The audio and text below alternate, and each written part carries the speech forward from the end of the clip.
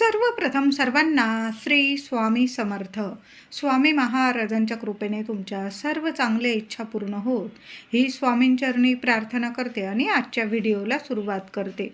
2 मार्च 2026 सोमवार दिवशी हुताशनी पौर्णिमा म्हणजेच फाल्गुन पौर्णिमा, होळी पौर्णिमा आलेली आहे. तर पौर्णिमा प्रारंभ होणार आहे संध्याकाळी 2 मार्चला संध्याकाळी 5:55 ही पौर्णिमा तिथी प्रारंभ होणार आहे आणि दुसऱ्या दिवशी 3 मार्च रोजी सायंकाळी 5:07 ही पौर्णिमा तिथी संपणार आहे. बऱ्याच लोकांकडून तुम्ही ऐकलेलं असेल की यंदाच्या होळीला चंद्रग्रहण आलेलं आहे. तर नाही, चंद्रग्रहण हे 3 तारखेला धुलिवंदनच्या दिवशी असणार आहे. दुपारी 3:20 ते संध्याकाळी 6:48 असा 3.25 तासाचं हे चंद्रग्रहण असणार आहे. मोठं चंद्रग्रहण आहे, पण होळी सणावर चंद्रग्रहणाचा कुठलाही वाईट परिणाम नसून आपल्याला होळी दहन म्हणजेच प्रज्वलित होळी करायची आहे. ती 2 मार्च रोजीच करायची आहे. संध्याकाळी 6 वाजेपासून ते रात्री 9-10 वाजेपर्यंत तुम्ही अगदी आनंदाने होळीचे दहन करू शकता, पूजन करू शकता. नैवेद्य, पाणी, सर्व पूजा वगैरे आपल्याला होळीची 2 मार्चला संध्याकाळी 6 वाजेपासून रात्रीच्या 10-10:30 वाजले तुम्हाला चालेल. अगदी शुभ मुहूर्त आहे.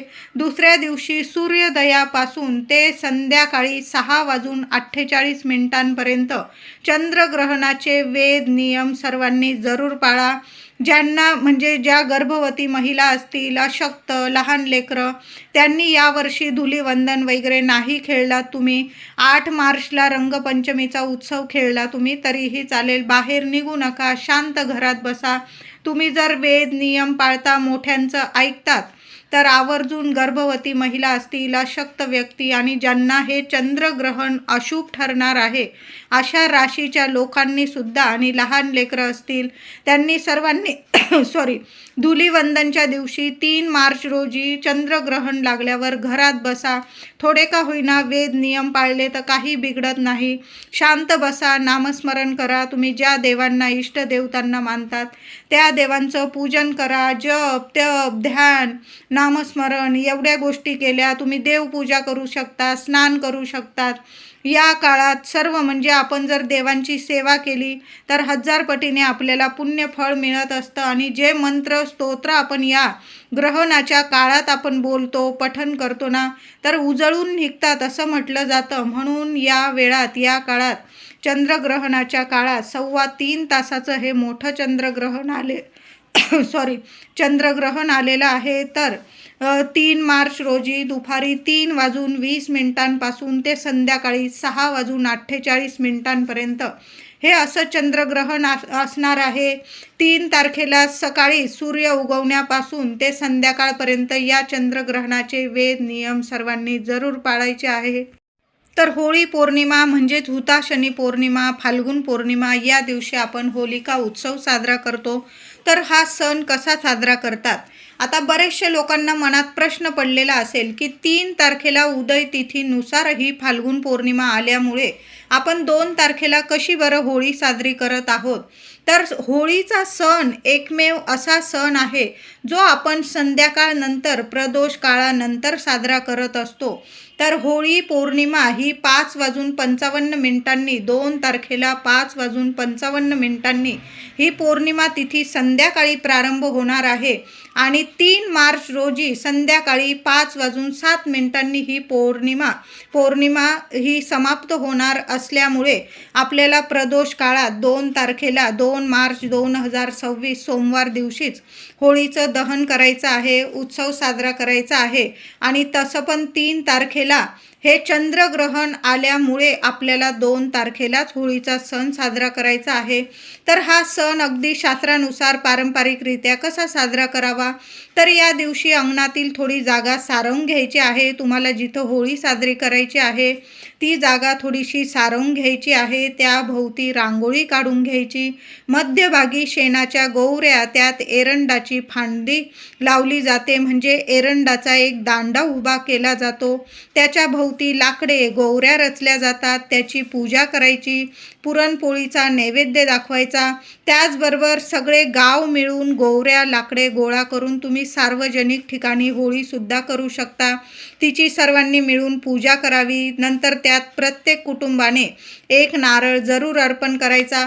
आता नारळ अर्पण करताना कसा करायचा? महिलांनो, दादांनो, आपल्या घरातून एक नारळ घ्यायचा आहे आणि शेंडी आपल्या घरात आली पाहिजे, म्हणजे हातांच्या वर आली पाहिजे. अशा दोन्ही हातात तो नारळ पकडायचा. आपल्या घराच्या शेवटच्या खोलीपासून तो नारळ पकडायचा दोन्ही हातात. हा उपाय, ही सेवा महिला करू शकतात, पुरुष दादा करू शकतात, कुणीही केली तरीही चालेल. तो नारळ घ्यायचा.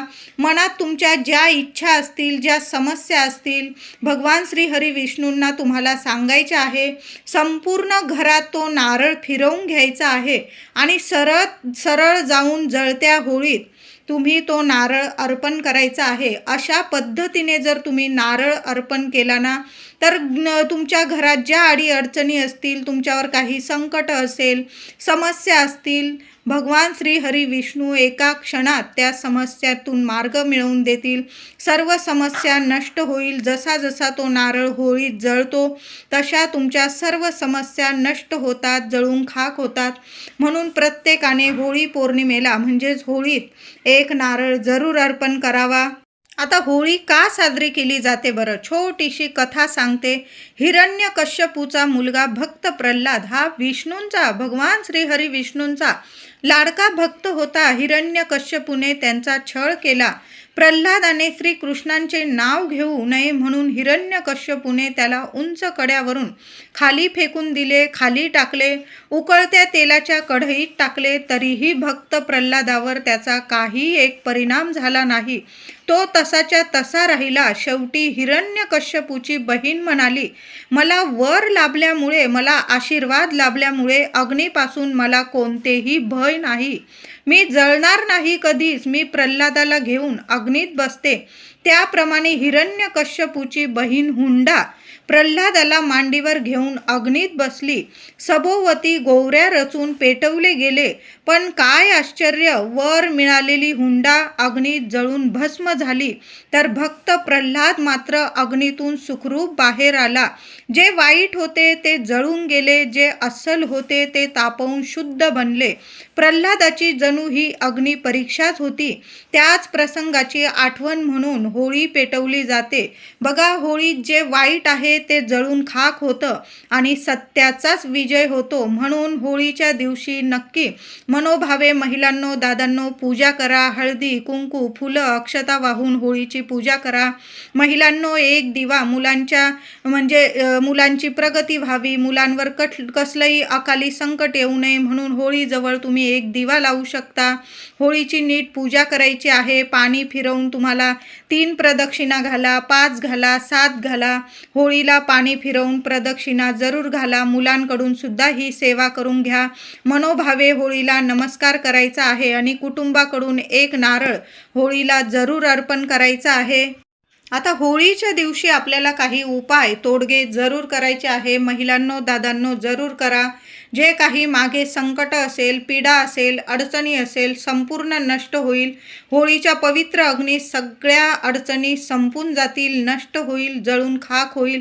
कुणी शत्रू वगैरे विनाकारण त्रास देत असेल, नजर बाधा लावत असेल, काही बाहेरील बाधा वगैरे करण्याचा तुमच्यावर प्रयत्न करत असेल, जळून खाक होईल आणि भगवान श्री हरी विष्णूंची भरभरून कृपा होईल. असे काही उपाय आणि तोडगे जरूर करायचा आहे.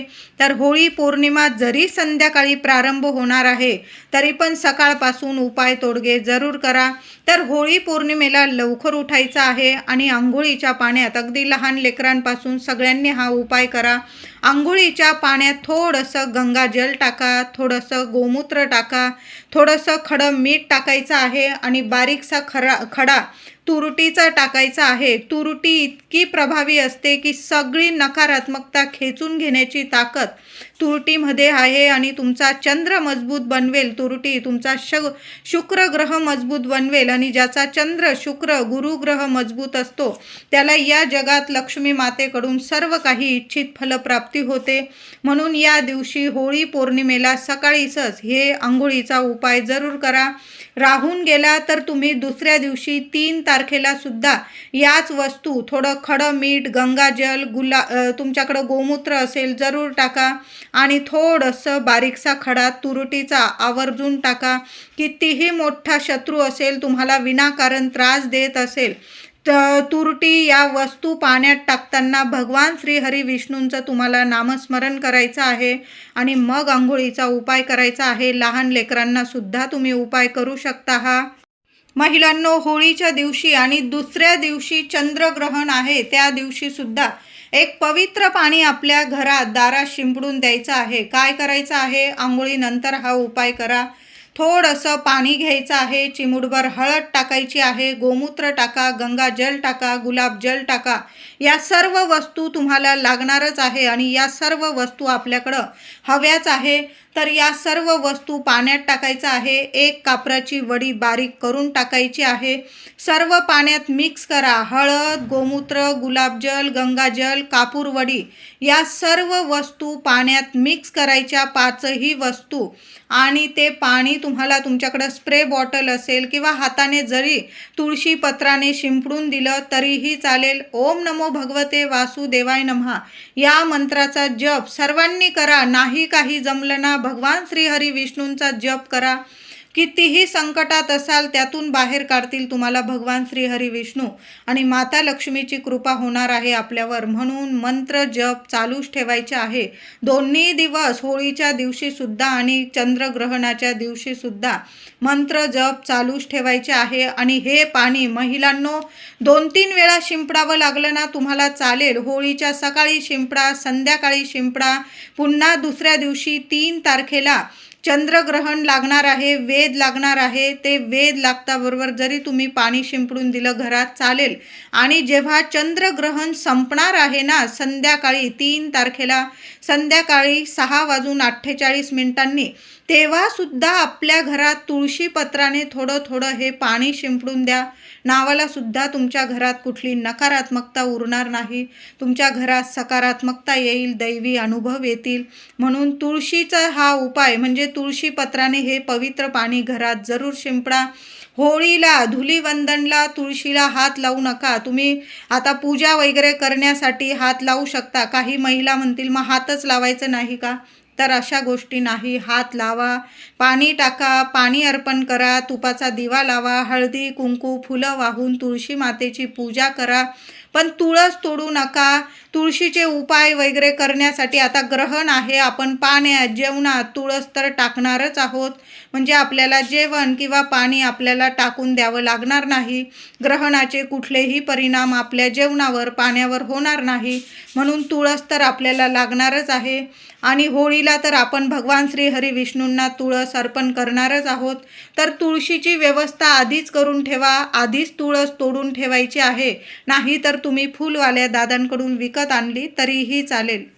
होळीला सोमवार आलेला आहे. महादेवांच्या मंदिरात अगदी रात्रीच्या 7-8 वाजेपर्यंत गेलात ना तुम्ही, 2 मार्चला प्रदोष काळानंतर अगदीच्या रात्री 8 वाजेपर्यंत जरी गेलात तुम्ही तरीही चालेल. पण महादेवांना अभिषेक जरूर करा.